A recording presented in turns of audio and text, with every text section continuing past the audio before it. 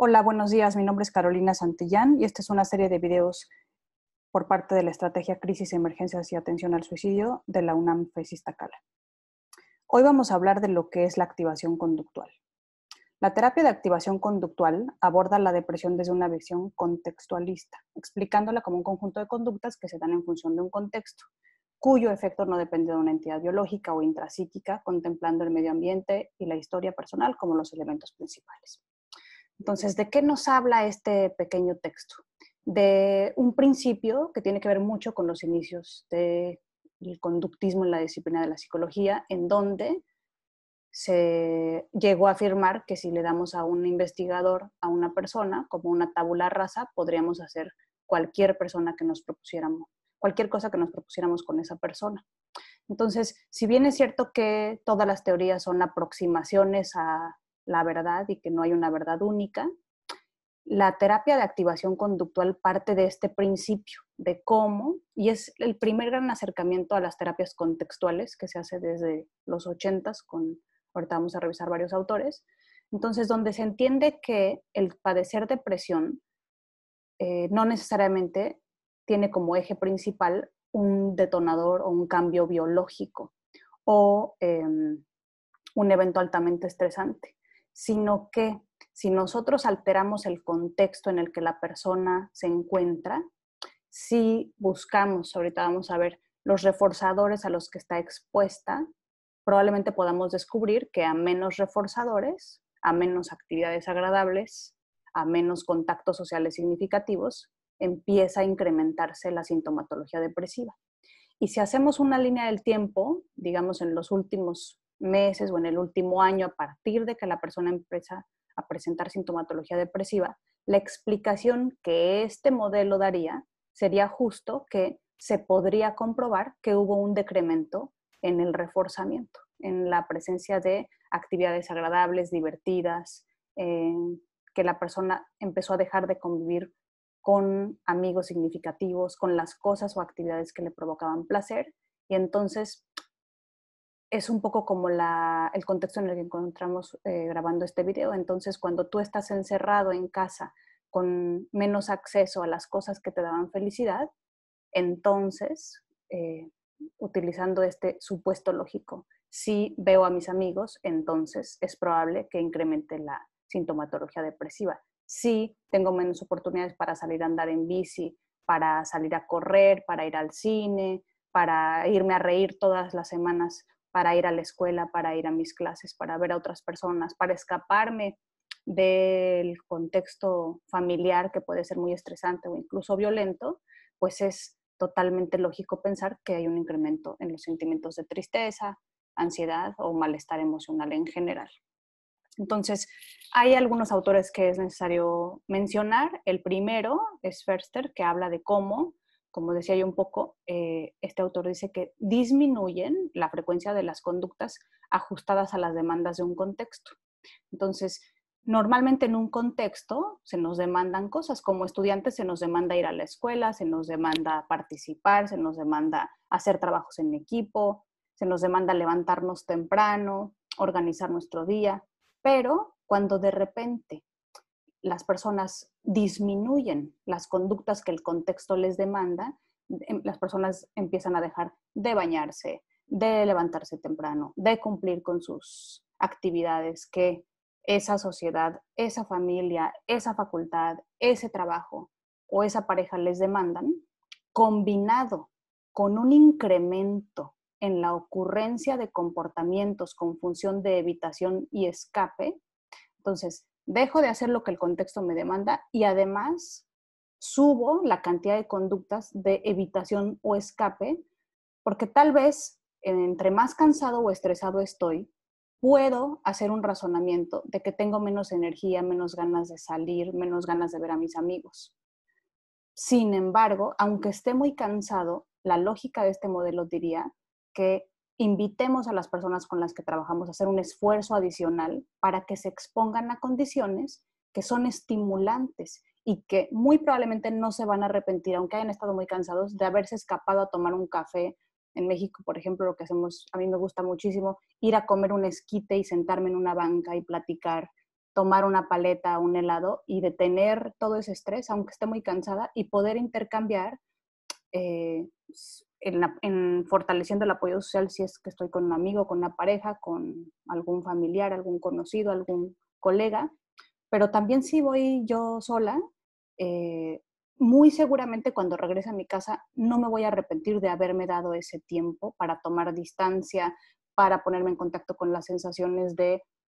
ir a caminar en la naturaleza, les decía yo, de tomar un helado, de ir al cine y meterme 2 horas a la historia de alguien más, a las problemáticas de alguien más, viajar en la historia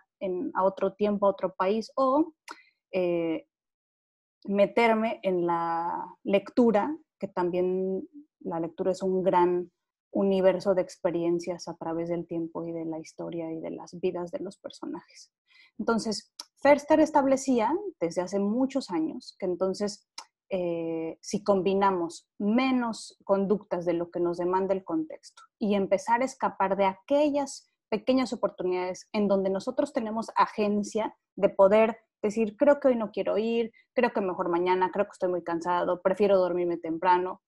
que claro, hay que validar y cambiar. Validar, estoy muy cansado, tal vez no me puedo ir de fiesta toda la noche, pero sí puedo ir a cenar unos tacos, por ejemplo, que también lo acostumbramos mucho en México, y ya después ustedes se siguen en la fiesta. Y lo que vamos a ver con uno de los siguientes autores es que nunca te vas a arrepentir de haber ido, porque lo peligroso de la depresión es empezar a escapar de las cosas que te dan placer, porque eso puede empezar a contribuir a la depresión. Puse algunos ejemplos sobre cómo eh, el estar desempleado te hace eso, que ya no tienes una razón muy importante para levantarte temprano, para desayunar, para activarte, porque uno de los temas del realismo depresivo es convencerte de que no hay nada importante que haga que valga la pena levantarse temprano, porque si no tienes trabajo, la vida no cambia mucho si te levantas a las 8, a las 9, a las 10, a las 11. Entonces, si uno está en una condición de desempleo, si uno empieza a decrementar la participación, si una persona o un alumno es poco popular y empieza entonces, o que tiene pocas oportunidades de educación, una mujer que está en una condición en donde tiene 2 o 3 hijos y que tiene pocos espacios para ella, o personas que se acaban de unir en pareja o se acaban de casar. Todos estos cambios de roles pueden empezar a que las personas dejen de convivir con sus amigos, que empiecen a atender a las demandas ahora del matrimonio, de la familia, de un trabajo, etcétera, y que descuiden esta sutileza de escaparse de situaciones que pueden facilitar o estimular la salud mental. Lewinson es un autor que habla sobre cómo el reforzamiento poco contingente por parte del contexto es fundamental para él en el desarrollo de la conducta depresiva. Entonces, este autor que tiene trabajos muy importantes, incluso vamos a ver al final un manual que tiene para trabajar sintomatología depresiva en adolescentes, en español. Sus estudios han sido ampliamente difundidos desde los 80s. Él hablaba sobre cómo también es cierto que las habilidades sociales son un tema muy importante y que está demostrado que las personas que tienen sintomatología depresiva o están ya con un diagnóstico de depresión mayor son menos habilidosas socialmente que las que no están deprimidas. Y que como se saben poco habilidosas, evitan el contacto social. Se parece un poco a la muy difundida teoría de Freud, en donde cuando empezó a estudiar depresión hablaba de el enojo dirigido a uno mismo como un tema fundamental en la depresión. Entonces, cuando una persona tiene depresión, se ha encontrado, y también nosotros en la universidad hemos encontrado que a veces los estudiantes no pueden expresar el enojo a la persona con la que están molesta, o hay situaciones, por ejemplo, un diagnóstico de una enfermedad grave, la pandemia de COVID, ¿con quién nos deberíamos de enojar? No hay dónde depositar este enojo. Y también hay dificultades, si hubiera con quién poder comunicarlo, tampoco tienen un entrenamiento en asertividad, veremos ahorita otras ideas de entrenamiento en habilidades sociales, para que pudieran hacerle saber a esa persona, a ese jefe, a esa pareja, a ese hijo, lo que están sintiendo para poder intentar negociar o cambiar la conducta. Entonces, no solamente vamos sumando factores, no solamente la sintomatología depresiva se trabaja con el incremento de actividades agradables, sino que ya que estás en actividades agradables o un incremento de los contactos sociales, que muchas de las personas que tienen sintomatología depresiva será necesario que además adquieran o mejoren, pulan sus habilidades sociales. Entonces, aquí está esta idea de cómo, les decía yo, esta teoría de Freud hablaba sobre la asertividad y creo que es importante también recordar que, déjenme ver porque aquí se me cambió la diapositiva, los que hemos trabajado temas de asertividad sabemos que la asertividad parte de dos extremos. En un extremo tenemos que la persona que tiene una conducta que es más bien agresiva, que está en un extremo. El ser agresivo ayuda a obtener resultados inmediatos, pero en el largo plazo puedes perder una relación. Y en el otro extremo tenemos una conducta que se caracteriza por ser sumisa o ser una persona que permite que pisen sus derechos, que no da su opinión, que prefiere utilizar una estrategia que se define como evitación del conflicto ante todo, pero eso la pone en riesgo de ir albergando, ahorrando, guardando mucho enojo. Entonces, este modelo de asertividad habla de que podemos entrenar a las personas para que puedan ser capaces de decir que no sin lastimar los sentimientos de los demás y que además dice este modelo que una relación que es una relación profunda, que es una relación que vale la pena, aguanta que seamos honestos, aguanta que digamos la verdad, aguanta que podamos intentar negociar cosas. Entonces, acuérdense que la depresión y la ansiedad a veces son comórbidas y entonces enseñamos a las personas a no tener miedo y con un conjunto de habilidades. Entonces, esta es una propuesta de un modelo que tenemos aquí hasta abajo de la diapositiva, la referencia, en donde las personas pueden aprender a comunicar muchas cosas. Comunicar, por ejemplo, hacer una petición, decir cuando necesitan algo por pasos, por ejemplo, aquí dice paso 1 hay que mirar a la persona, paso 2 hay que decir a la persona exactamente lo que te gustaría que hiciera y por qué lo necesitas, paso 3 decir a la persona cómo te haría sentir que tu petición se realizara. Entonces, estas habilidades sociales vamos a dejar la liga en el video para que puedan revisarlas con mayor detenimiento. Son 10 habilidades sociales en donde puedes enseñar a las personas a hacer una petición, a escuchar a los otros, a terminar conversaciones. Por ejemplo, los pasos para terminar conversaciones, porque dicen que lo más difícil de esta vida es o terminar una conversación, ya sea porque no te sientes cómodo o ya sea porque no tienes tiempo para continuarla, o también declinar peticiones o acciones. Entonces, por ejemplo, para declinar una petición, cuando alguien te está pidiendo dinero, especialmente si es tu familiar, aquí la propuesta que hace este modelo es, a ver, paso 1, tienes que mirar a la persona. Paso 2, les voy a poner un poquito más grande para a ver si la pueden ver mejor. Es que le tienes que decir que no puedes hacer lo que te pidió o que no te gusta cómo te lo está pidiendo.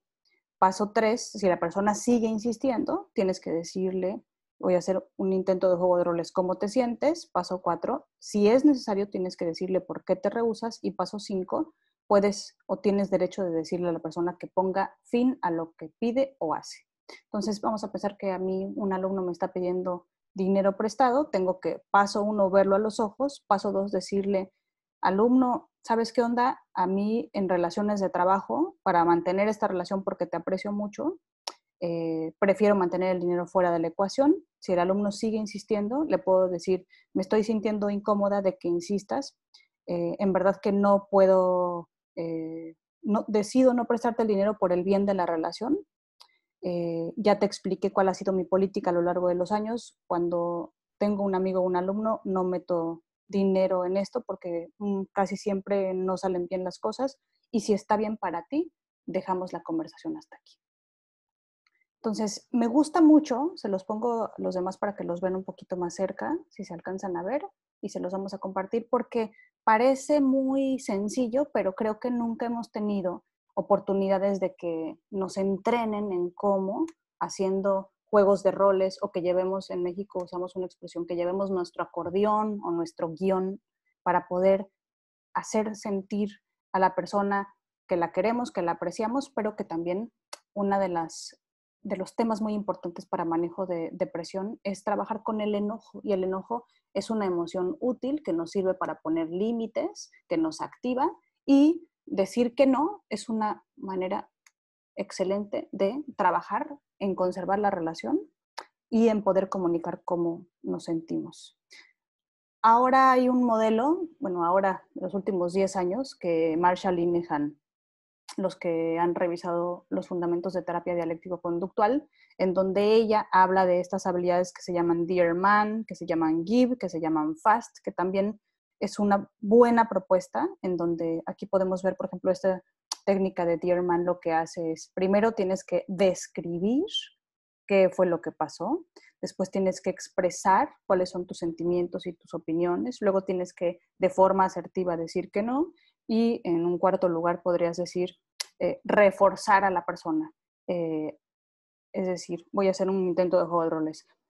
¿Sabes qué onda? Hoy en la mañana que me levanté estaba la toalla tirada en el baño. Cuando veo la toalla tirada yo me siento poco considerada porque yo tomé el papel de limpiar la casa en lo que tú haces de comer. Te quiero pedir que por favor todos los días pongas tu toalla en su lugar y cada vez que tú hagas eso, me haces muy feliz con esa pequeña conducta. Me llenas el día porque me hace sentir que mi trabajo también te importa y que estás pensando en mí y que somos un equipo. Entonces, me gustaría, hay muchos videos que hablan sobre estas estrategias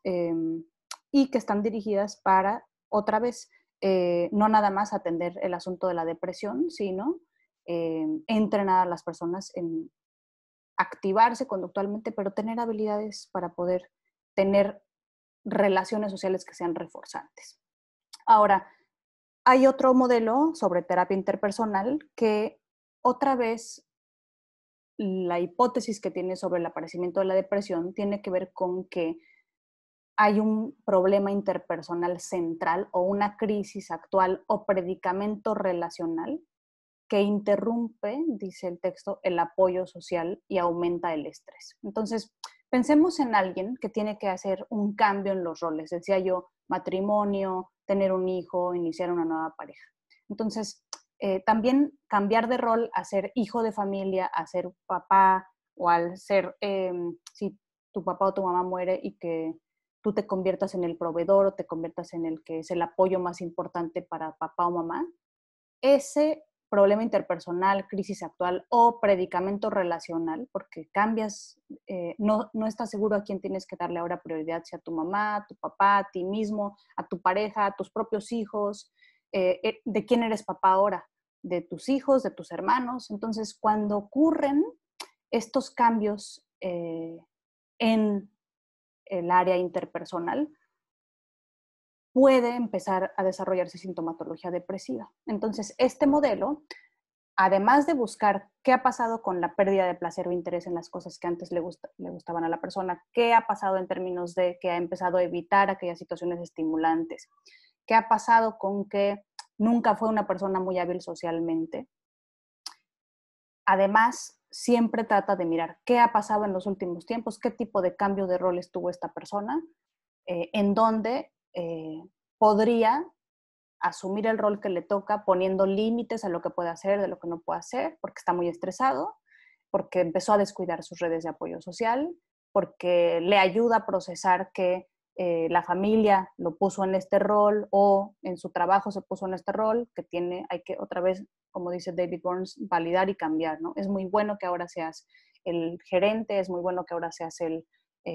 supervisor de la fábrica, pero también tienes que tener cuidado porque en el cumplimiento de tu deber puedes empezar a sentirte más estresado, sentirte mucho más responsable, comprometido. Eso habla bien de ti, cruza con tus valores, diría la terapia de aceptación y compromiso. Sin embargo, puedes adquirir habilidades para delegar, para poner límites, para ser asertivo, para poder intentar tener espacios donde puedas recuperarte del estrés. Ahora vamos a pasar a un autor que me gusta mucho, que se llama David Burns. Entonces, este autor de lo que habla, creo que perdió la conexión, déjenme ver. David Burns es uno de los autores más famosos por el libro de autoayuda que publicó en el año de 1990, que se llama Sentirse Bien. Entonces, este libro que se llama Sentirse Bien, que está en español en Editorial Paidós, tiene también un libro que se llama Manual de Ejercicios de Sentirse Bien, hay un ejercicio de antidepresivos para psicólogos, hay un gran libro que se llama Ansiedad a Dios. Entonces es un autor que yo de verdad que los invito a que lo revisen porque tiene todos los textos traducidos en español y él habla de un concepto para la depresión que a mí me parece fundamental, que es la distorsión en la predicción de la satisfacción. Entonces, lo que él menciona es que muchas de las veces cuando alguien está deprimido suele, por ejemplo, si le decimos, oye, vamos a andar en bici o vamos a leer un libro o vamos a hacer un pastel, el cerebro empieza a hacer juegos o trucos a los que tenemos que entrenar a las personas que tienen depresión. Si yo le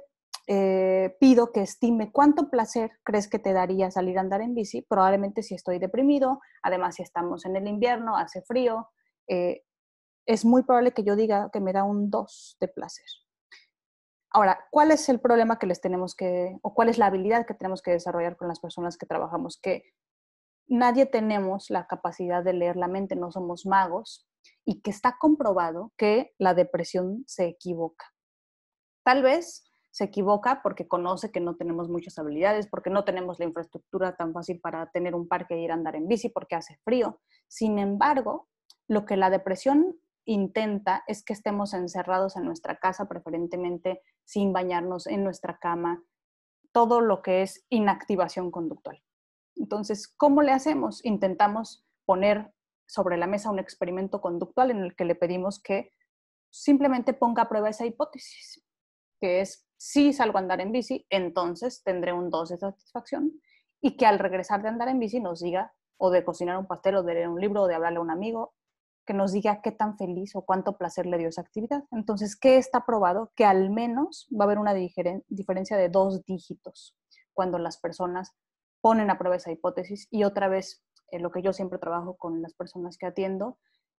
difícilmente se van a arrepentir de haber ido a andar en bici, porque lo más común es que la depresión lo que hace es que, y es otro concepto de los tiempos recientes, es la rumia, que es estarle dando vueltas y vueltas y vueltas a una misma idea, y la distracción, no la evitación, ¿no? Porque es diferente evitar, que es escapar o huir. No es que esté evitando ponerme en contacto con el dolor que siento, con la pérdida que acabo de tener, con la situación tan estresante que estoy viviendo en estos momentos, no, simplemente me distraigo, tomo distancia, tengo derecho también a, cuando ando en bici, cuando veo a mis amigos, produzco endorfinas, me río,